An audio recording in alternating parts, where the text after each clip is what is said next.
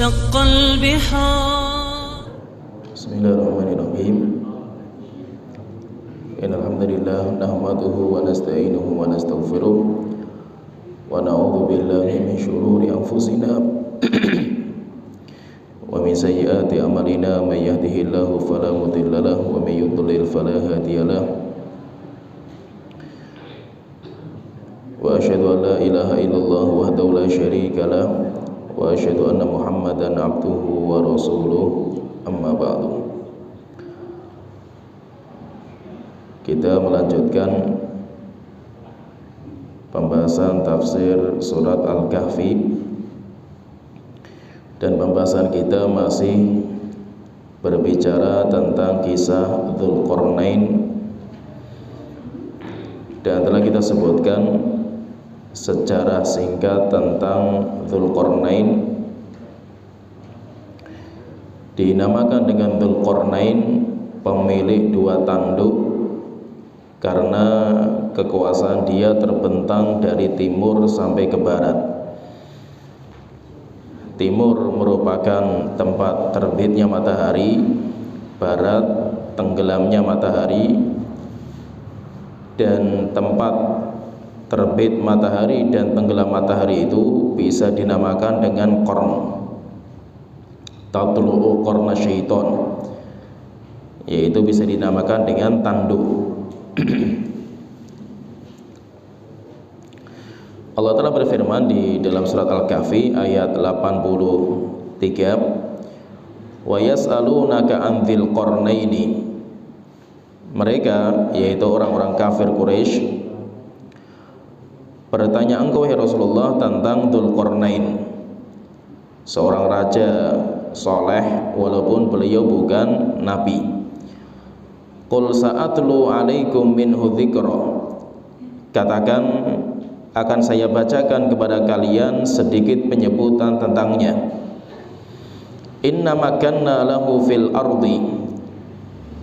Sesungguhnya kami kokohkan bagi Dzulqarnain di bumi, yaitu Allah jadikan dia raja di raja, penguasa dunia. Nabi Sulaiman, demikian juga Dzulqarnain, dari dua raja muslim. Sedangkan dua raja kafir penguasa dunia adalah Namrud dan Bukhtut Nasr. Inna makanna lahu fil ardi wa atainahu min kulli syai'in sababa. Dan kami berikan kepadanya dari setiap sesuatu jalan-jalannya, yaitu sababan itu adalah ilman. Kami berikan kepada Dzulqarnain ilmu untuk sampai ke semua sesuatu, segala sesuatu. Yaitu segala sesuatu itu maksudnya segala sesuatu yang ditundukkan kepadanya, ditundukkan kepada Dzulqarnain. Karena lafadz kul itu walaupun artinya itu mencakup semua, yufidul umum, tapi kata para ulama yufidul umum fi babihi, menunjukkan akan keumuman pada babnya, bukan keumuman secara mutlak.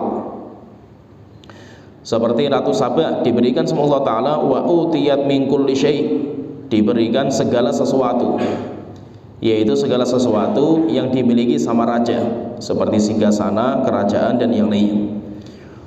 Tetapi kulli syai', segala sesuatu itu tidak mengandung keumuman secara mutlak. Maka kita katakan segala sesuatu yang Allah tundukkan kepadanya.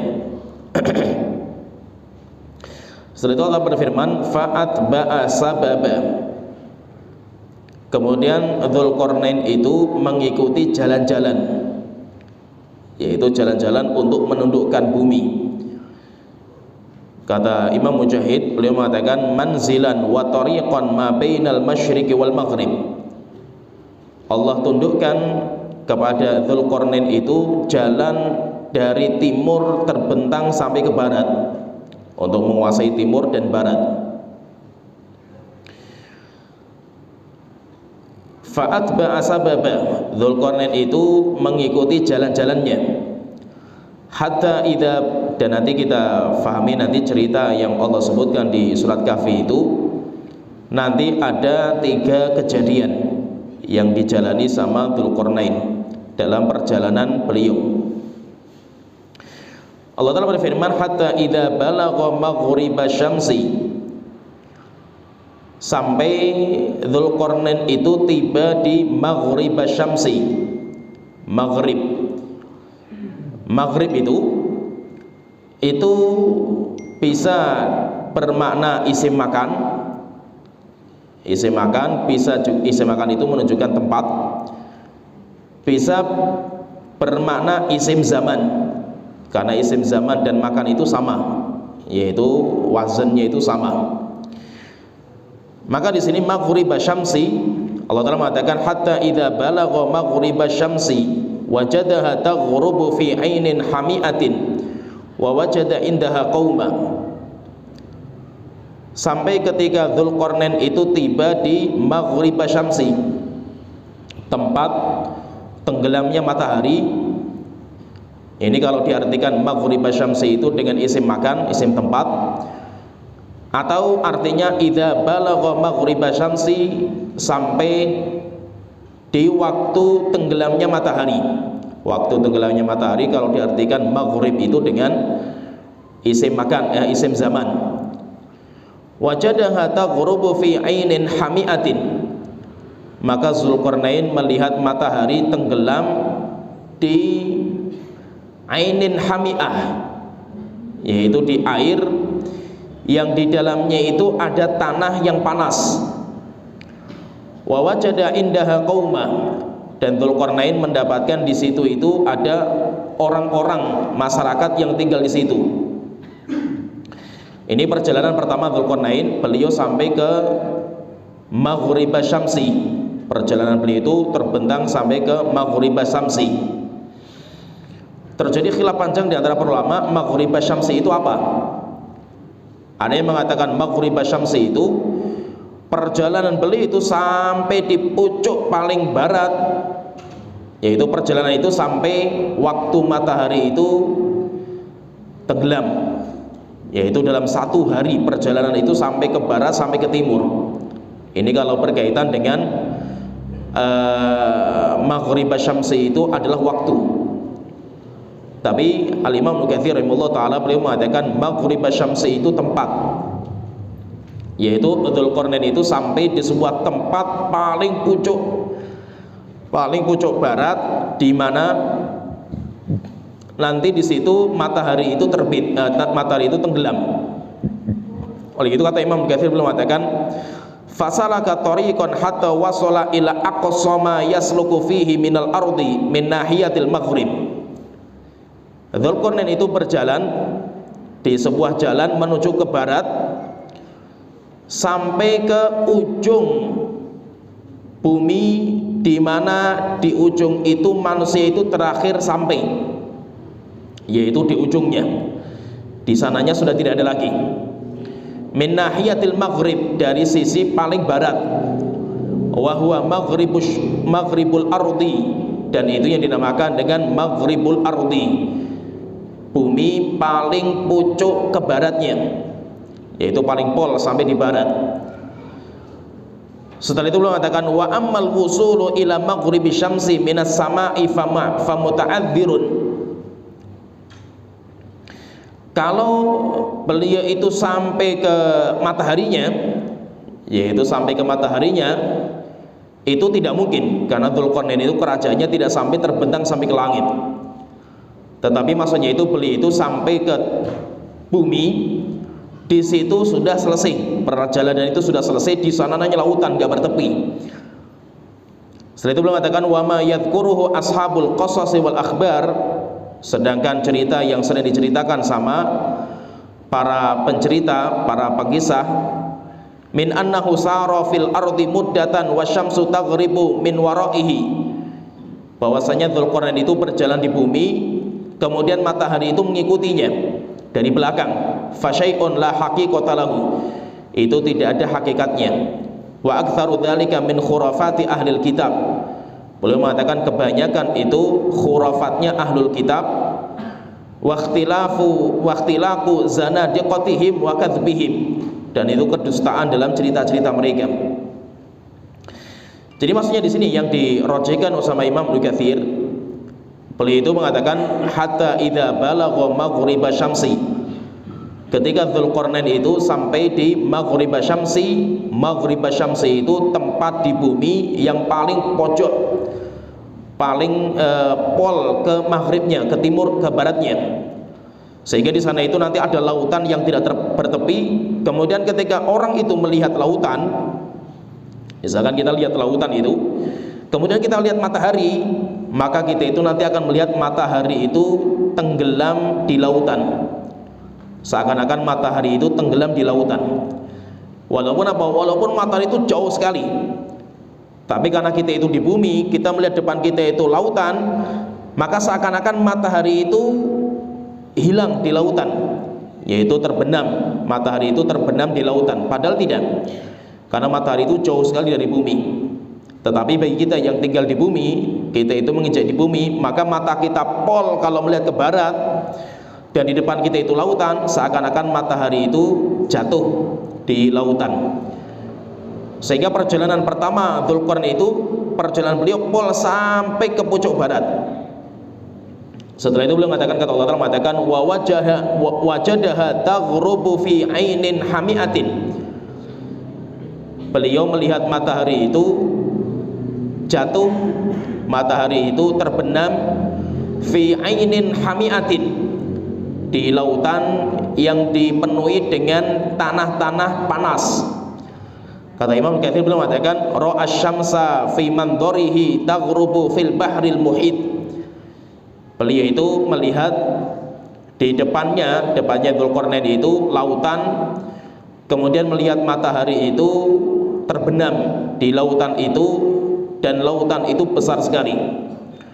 Wa hadza sya'nu kulli man intaha ila sahilihi. Beliau mengatakan, dan itu kondisi ketika kita itu di pantai.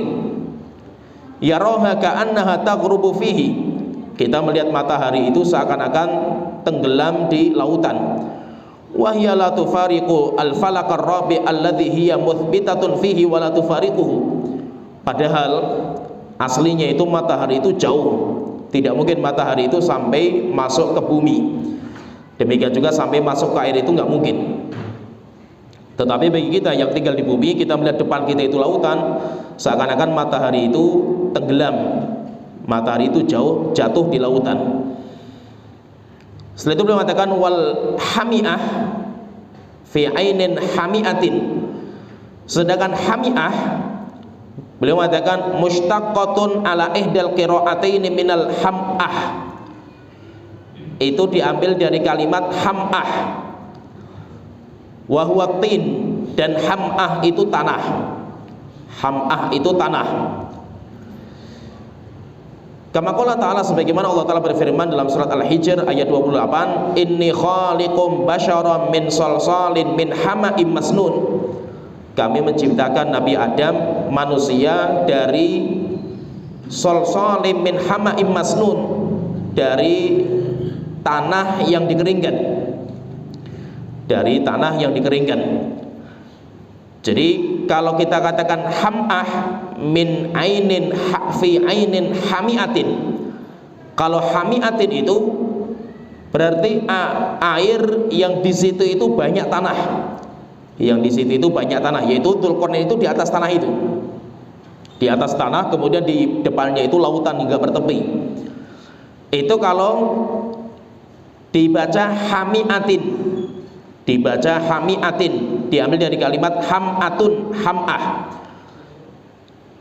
Ini pendapat yang pertama, pendapat ahli tafsir yang pertama. Jadi min ainin hamiatin, ainin itu air yang banyak tanahnya.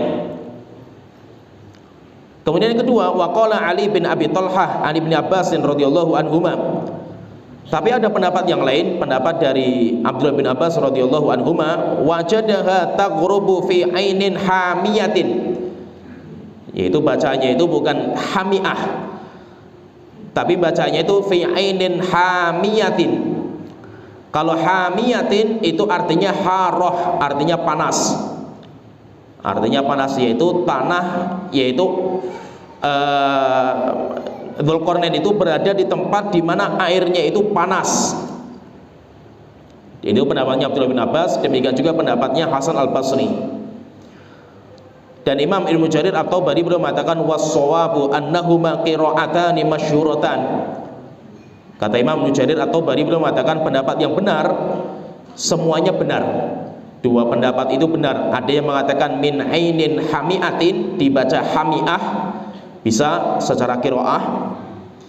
Demikian juga dibaca juga min ainin hamiyatin, itu juga bisa juga secara qiraah, semuanya benar dan semuanya masyhur. Fa ayyuhuma qara'al qari'u fa huwa musib. Kata Imam Ibnu Jarir belum mengatakan, maka siapa saja orang yang ingin membaca dari salah satu bacaan itu semuanya benar. Mau dibaca ainin hamiatin atau ainin hamiyatin, semuanya benar. Qultu, kemudian Al-Imam Katsir belum mengatakan, saya katakan wala munafata baina ma'nayainihima. Demikian juga secara makna pun enggak ada kontradiksi. Tadi secara lafaz. Secara lafaz itu bisa dibaca ainin hamiatin, bisa juga dibaca ainin hamiyatin, bisa. Ini secara lafaz semuanya bisa. Itu nanti masuk dalam bab namanya qiraah. Dinamakan qiraah, dan qiraah itu ada 10 macam. Ada 10 macam qiraah, semuanya benar. Kemudian kata Imam Katsir, demikian juga secara makna pun benar. Secara makna pun enggak kontradiksi. Idz qad takunu haratan limujawaratiha wahja syamsi inda ghurubiha. Karena itu adalah tanah, air yang tanahnya itu panas. Kenapa panas? Karena tanahnya itu disinari oleh matahari. Sehingga apa? Sehingga Dzulqarnain itu ketika menginjak tanahnya itu rasanya panas. Panas kenapa? Panas karena terkena sinar matahari. Jadi intinya di sini, intinya Dzulqarnain itu dia sampai ke pol paling barat dan dia itu berdiri di atas tanah. Dia berdiri di atas tanah, kemudian depannya tanah itu lautan. Dan tanahnya itu panas. Ketika diinjak oleh Dzulqarnain itu panas. Kenapa? Karena terkena sinar matahari, sehingga panas. Dan hamiah itu, kata para ulama mengatakan, itu adalah tin aswad.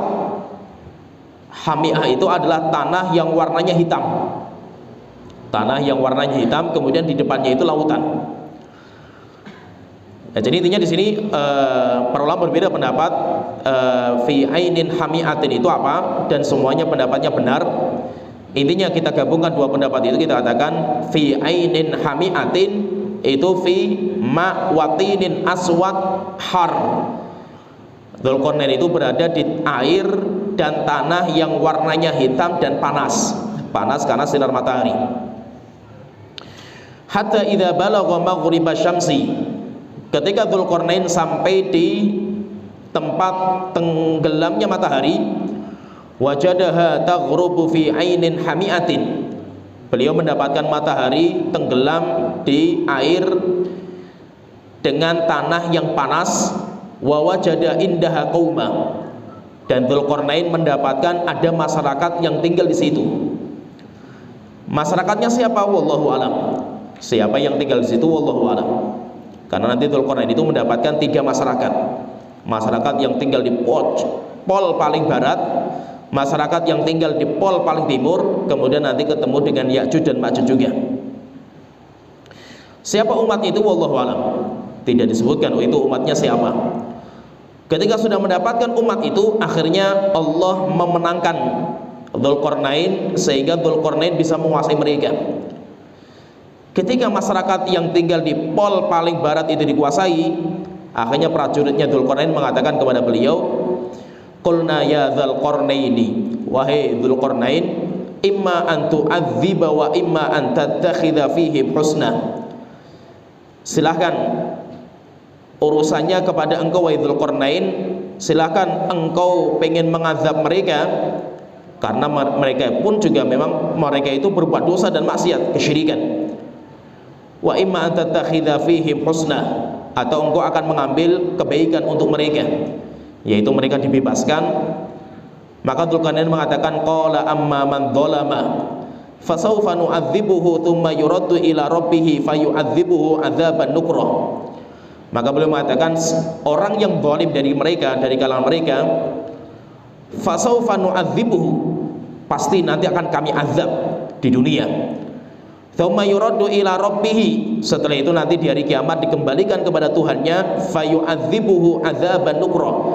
Setelah itu nanti dia akan diazab dengan azab yang pedih.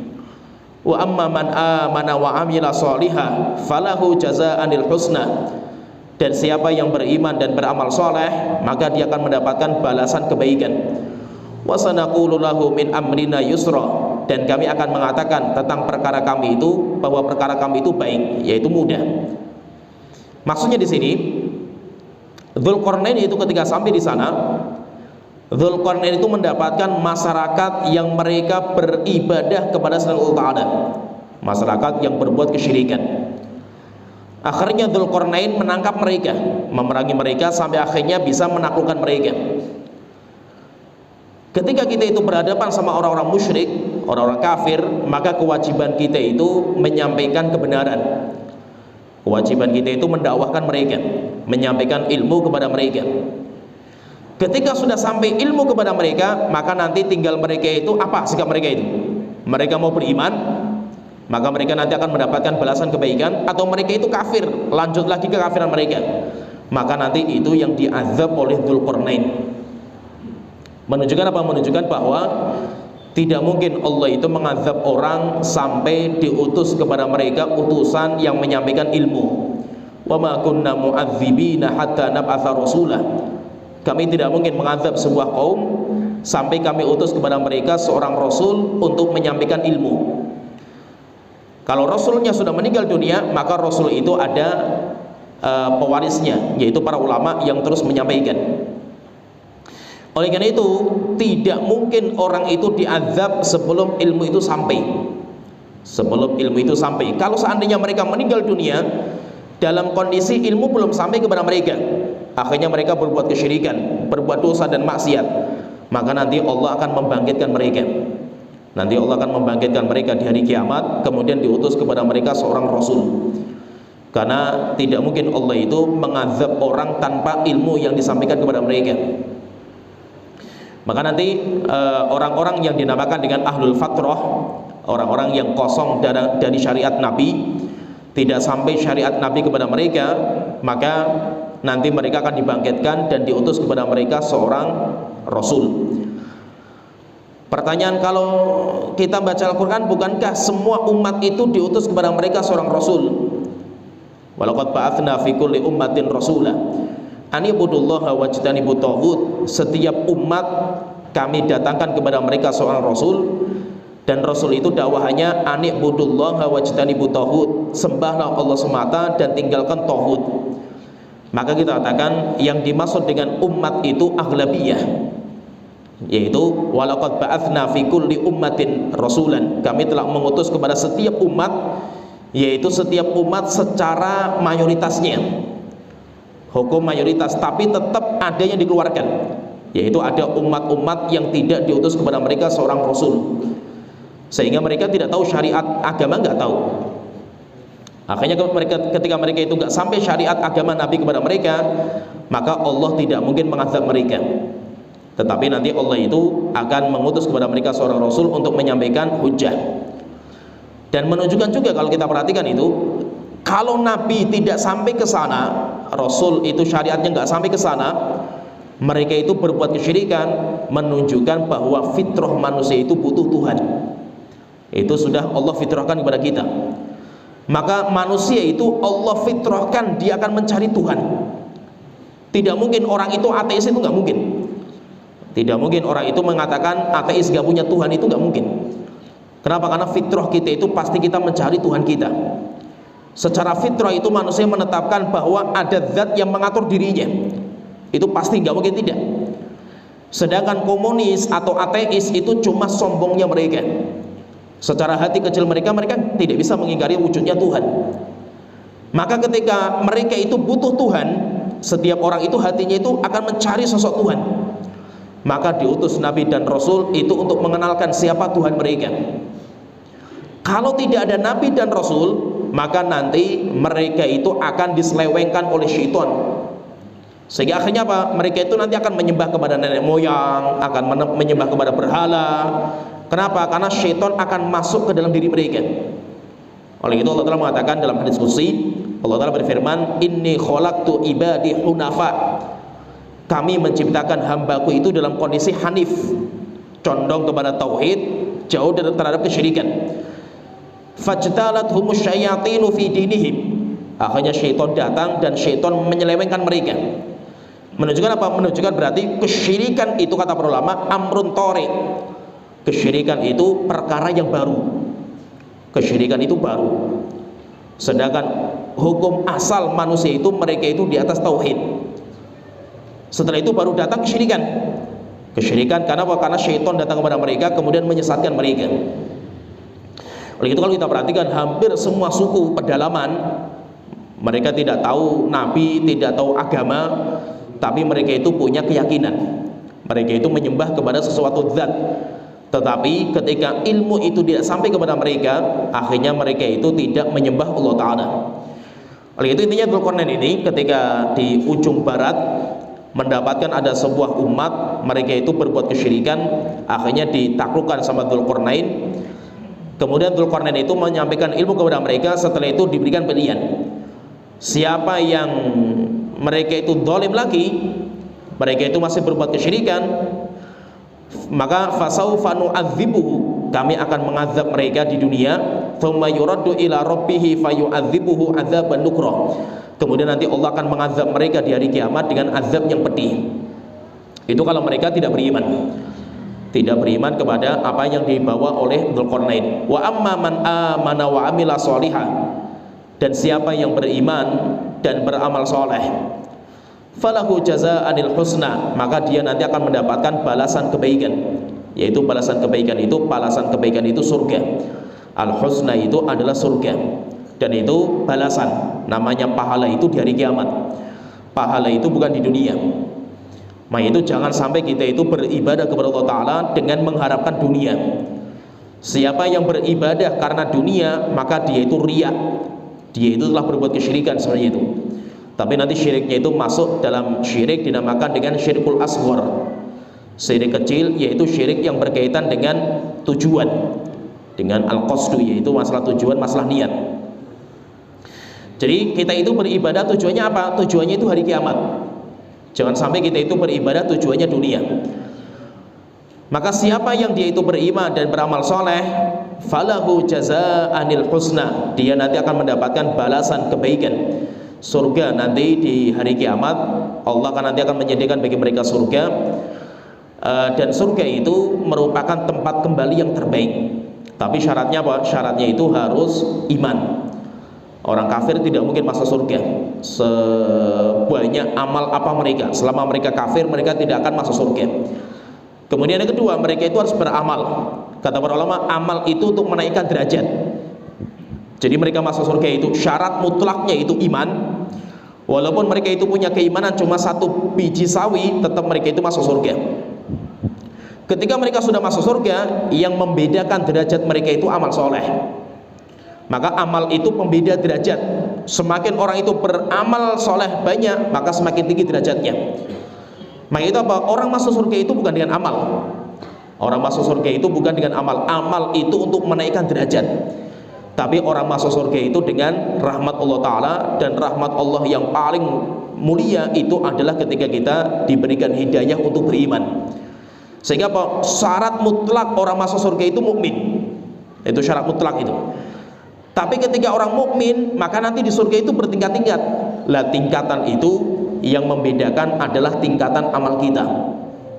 Semakin banyak amal kita yang kita kerjakan, maka nanti semakin tinggi derajatnya di surga Allah Ta'ala. Maka kita itu beramal soleh itu tujuannya itu.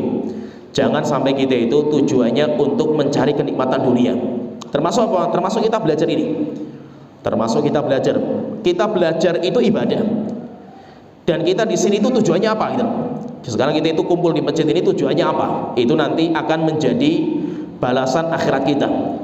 Kalau kita itu tujuannya itu akhirat, kita mendapatkan pahala Allah Ta'ala, ikhlaskan Allah Ta'ala, maka ilmu yang kita pelajari itu akan menjadi cahaya penerang kehidupan kita.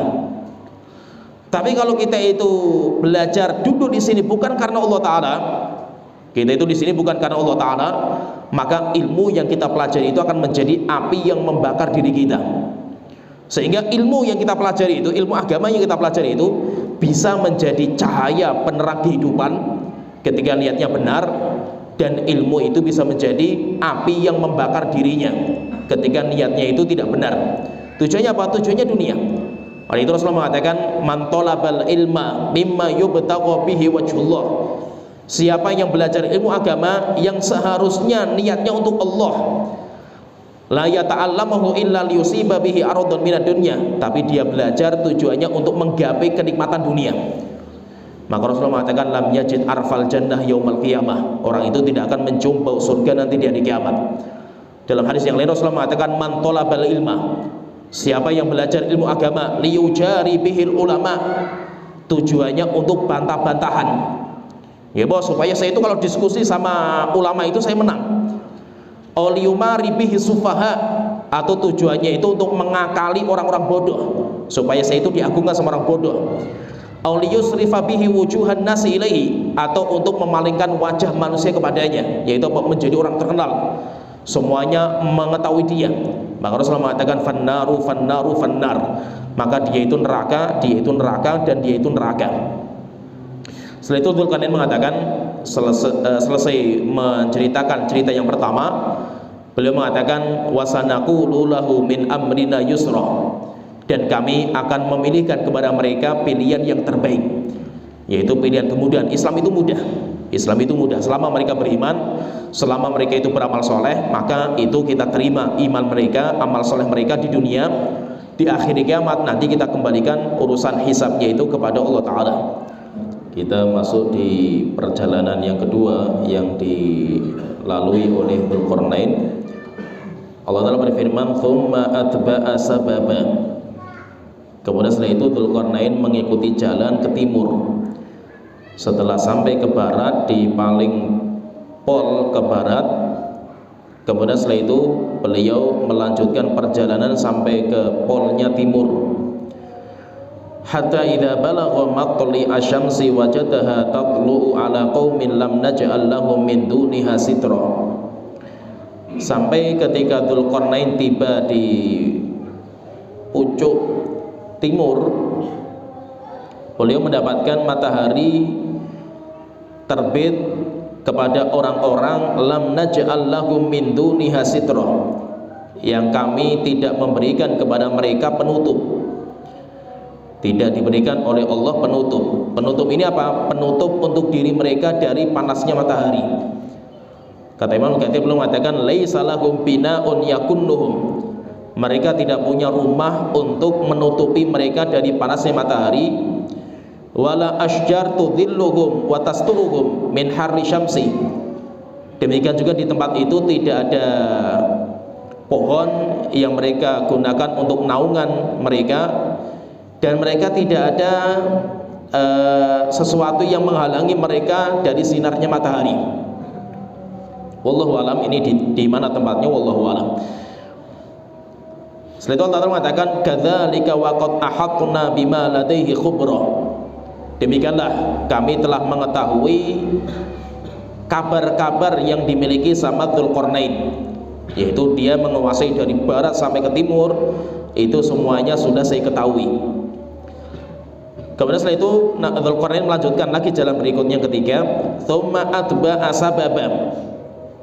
Kemudian setelah itu Dzulqarnain melanjutkan perjalanan yang ketiga, hatta idza balagha bainas saddaini, sampai akhirnya beliau itu mendapatkan dua gunung. Saddain itu dua gunung, jabalani mutanawihani bainahuma thughratun, dua gunung yang menyatu dan di tengah-tengah itu ada lubang, ada jalan.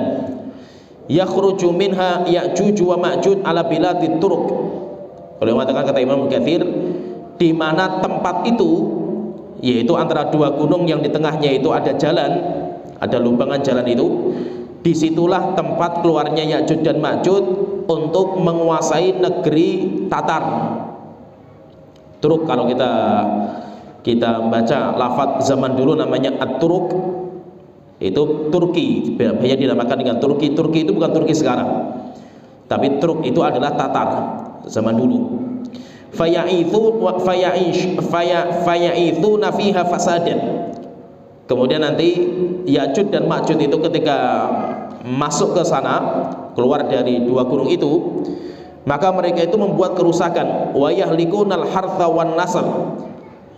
Dan mereka itu merusak tanaman-tanaman dan merusak keturunan. Ya'juj dan Ma'juj itu, yaitu keluarnya dari dua gunung itu. Maka Allah mengatakan hatta idza balagha bainas saddaini, ketika Dzulqarnain tiba di dua gunung yang menyatu, wajada min dunihima qauman la yakaduna yafqahuna qawla. Dzulqarnain mendapatkan orang-orang masyarakat yang mereka itu tidak memahami ucapan manusia, yaitu mereka itu manusia tetapi tidak memahami ucapan kita, karena saking bahasa mereka itu saking susahnya, dan mereka tidak mengetahui bahasa luar. Yaitu mereka itu Ya'juj dan Ma'juj siapa? Ya'juj dan Ma'juj itu manusia.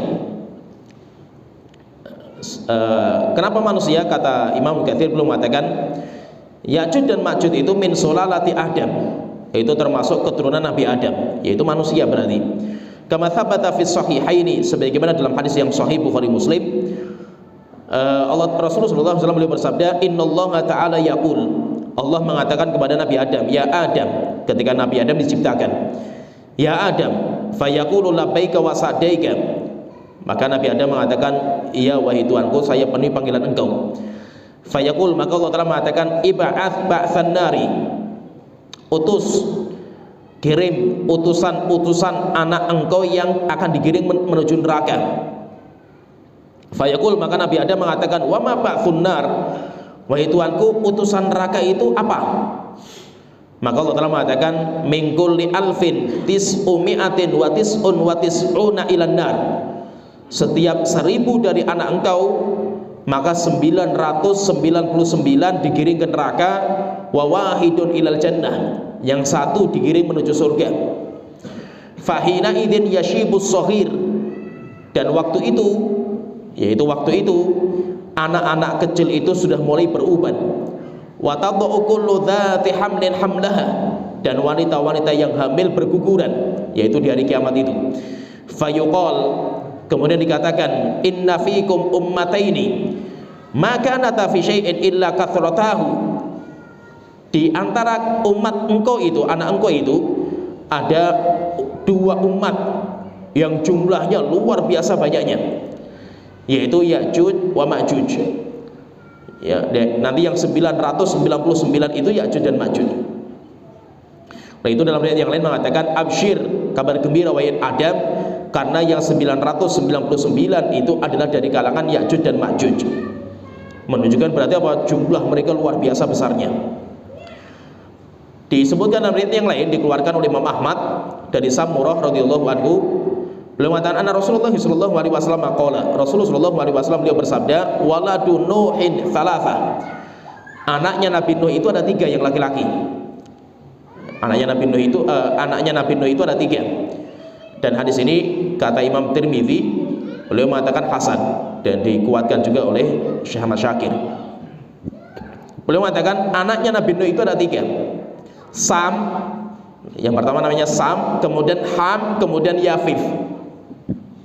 Nah, anaknya Nabi Nuh itu ada 3 yang laki-laki yang punya keturunan. Sam, Abul Arab, bapaknya cikal bakal orang Arab.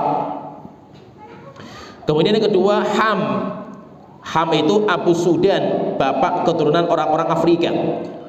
Wa Yafith, kemudian Yafith, Yafith itu Abu Turk, bapaknya orang-orang Tatar, orang-orang yang sipit, orang-orang yang sipit.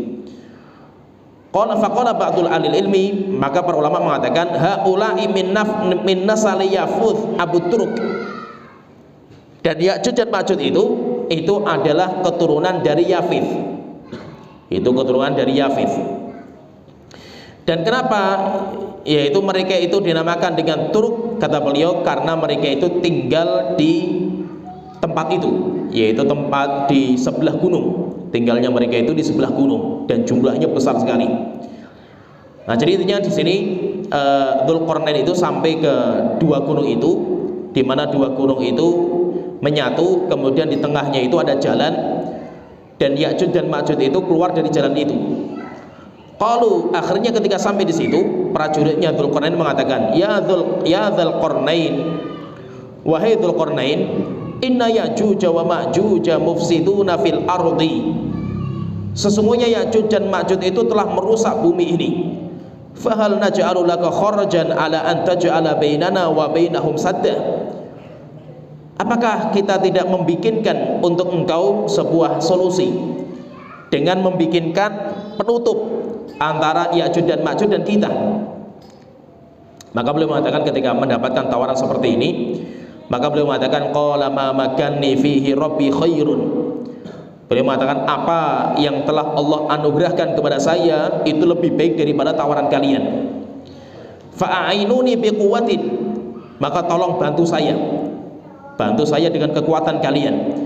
Aj'al bainakum wa bainahum radma, akan saya bikinkan penutup antara kalian dengan mereka, dengan kalangan Ya'juj dan Ma'juj. Atuni zubarul hadid, datangkan kepada saya potongan-potongan besi. Potongan-potongan besi, dan sebagian ulama mengatakan potongan besi itu dibikin disusun kayak bata.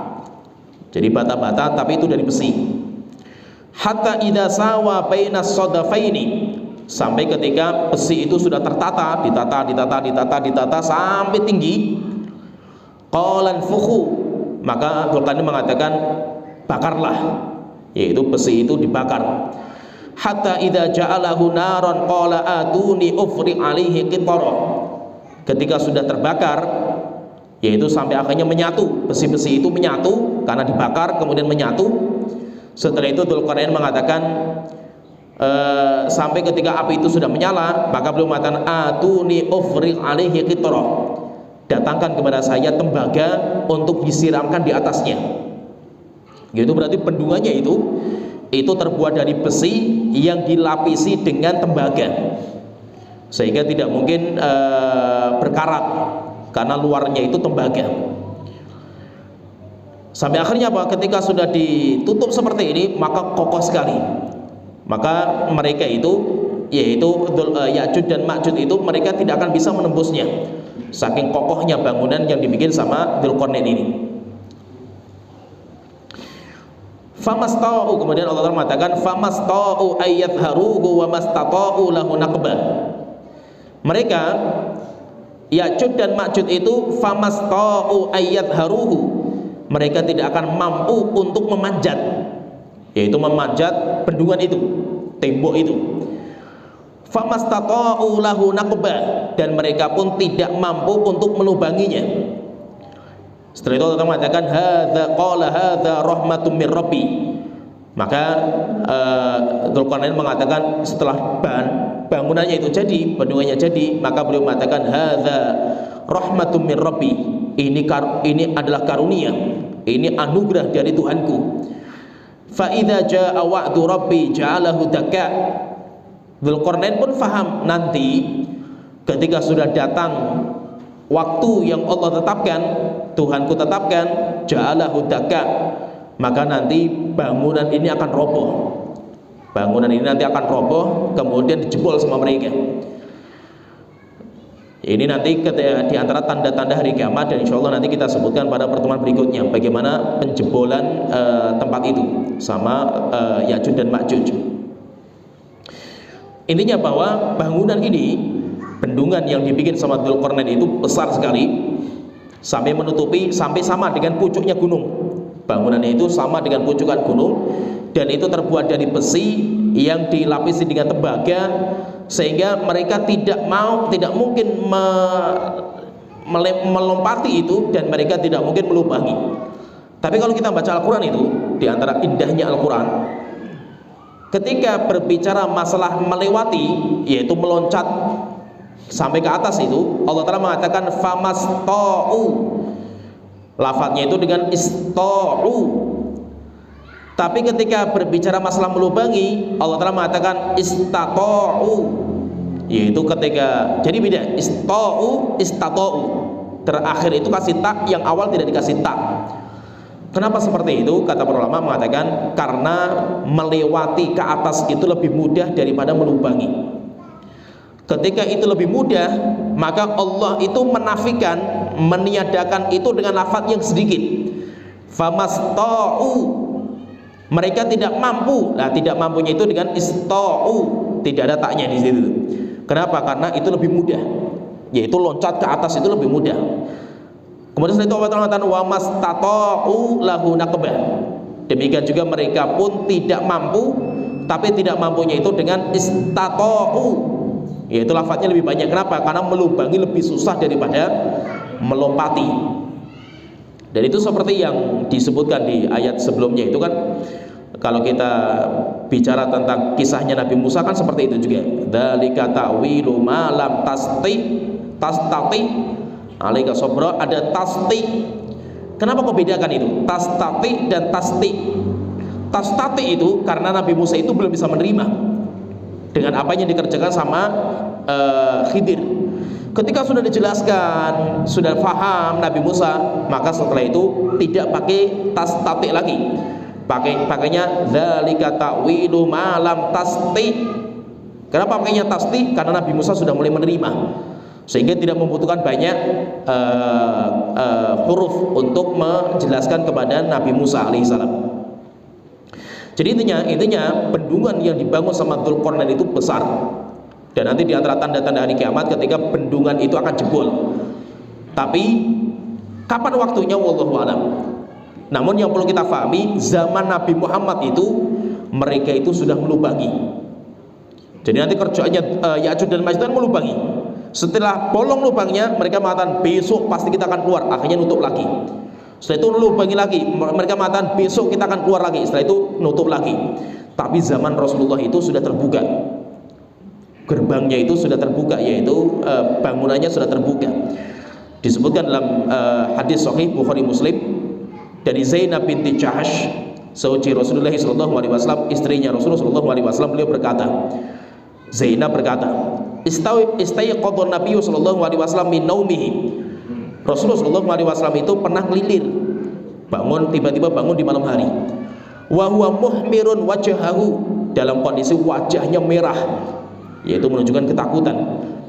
Wa huwa yaqul, kemudian Rasulullah mengatakan la ilaha illallah wainun lil arab min syarrin qad tarab.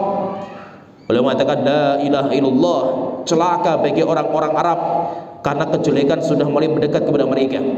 Futihal yauma min radmi ya'juj wa ma'juj mithlu hadhihi. Rasulullah mengatakan hari ini, yaitu malam ini, benteng yang dibikin sama Dzulqarnain untuk menutupi Ya'juj dan Ma'juj sudah terbuka seperti ini. Rasulullah itu membuat lingkaran antara ibu jari dan jari telunjuk seperti ini. Itu sudah terbuka.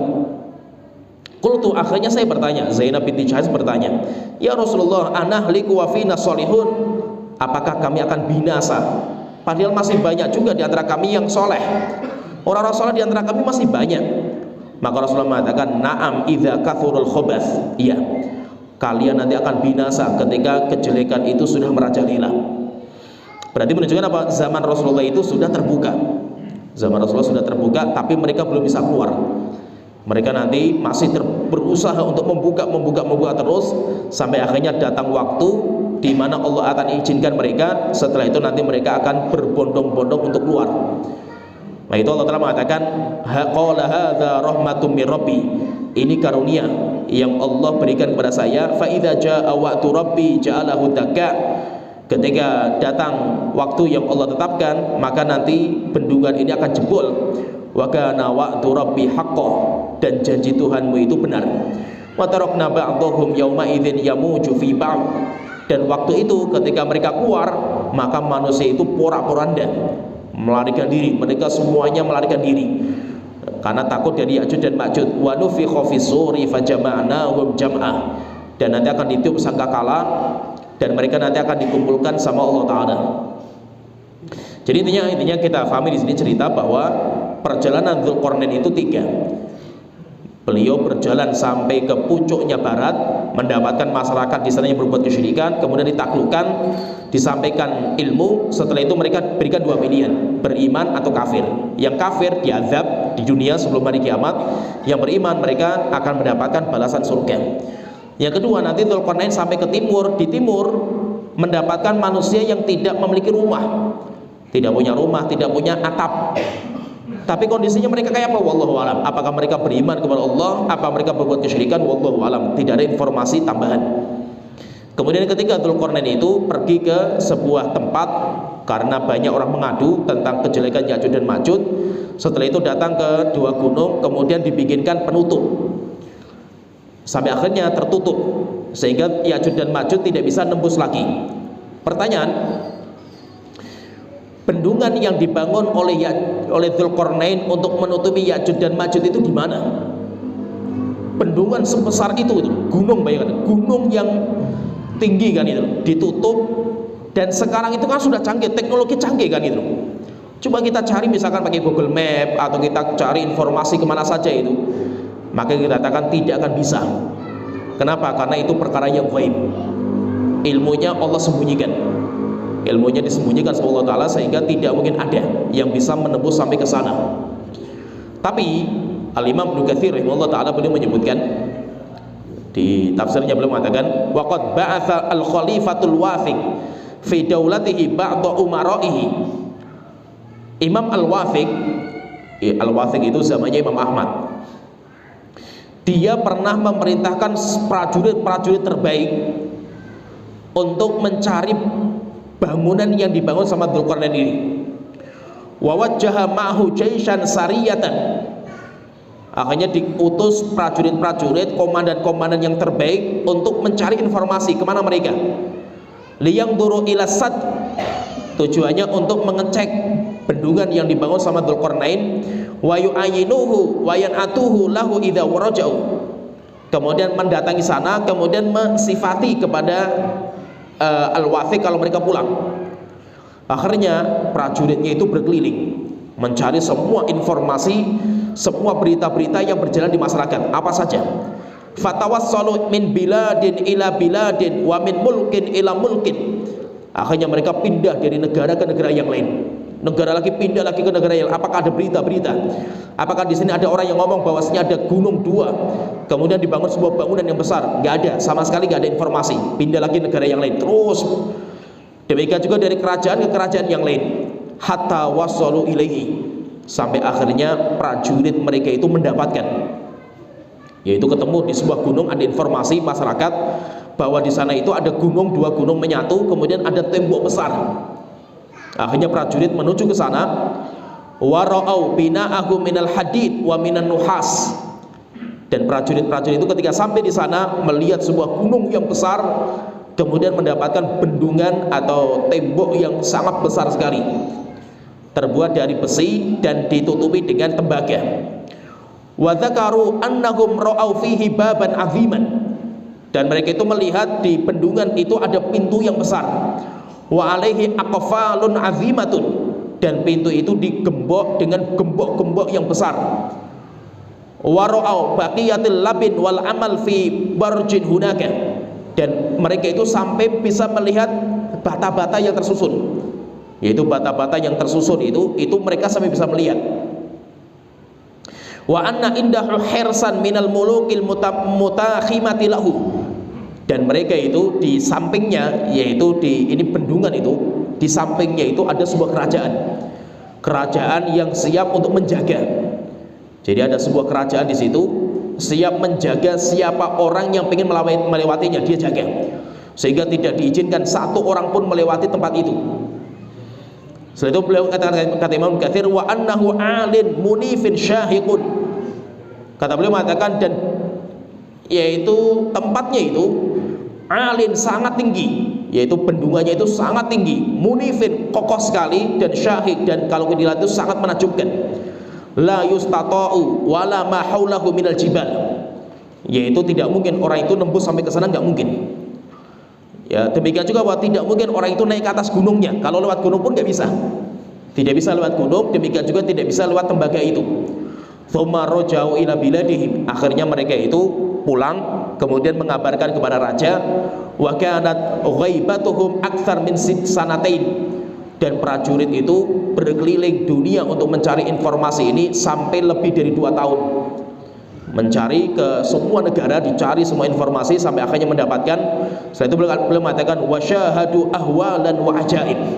Dan mereka itu ketika pulang mengabarkan kepada raja sebuah berita-berita yang sangat menakjubkan dari bendungan yang dibangun oleh Dzulqarnain. Tapi pastinya di mana? Wallahu alam. Pastinya di mana? Wallahu alam. Karena informasi semuanya tertutup. Demikian juga kalau kita lihat misalkan Dajjal. Dajjal kan ada. Dajjal itu ada di sebuah pulau. Ada di sebuah pulau, kemudian dalam pulaunya itu dirantai dia itu. Coba kita cari informasi, nggak ketemu. Kenapa nggak ketemu? Karena ini semuanya perkara ghaib. Karena termasuk tanda-tanda hari kiamat, sehingga bagi mata kita yang kita itu hidup di alam nyata itu tidak akan bisa sampai ke sana. Dengan teknologi secanggih apalah manusia itu, tidak akan bisa menembus sampai ke sana, nggak akan bisa. Jadi insya Allah nanti pertemuan berikutnya kita akan gambarkan nanti bagaimana keluarnya Ya'juj dan Ma'juj itu kayak apa keluarnya, dan bagaimana nanti kondisi ketika mereka keluar. Nanti insya Allah kita sebutkan hadisnya pada pertemuan berikutnya. Ya, sampai di sini wa akhiru da'wana alhamdulillahirabbil alamin. Sallallahu alaihi wa sallam wa ala alihi wa sahbihi ajmain.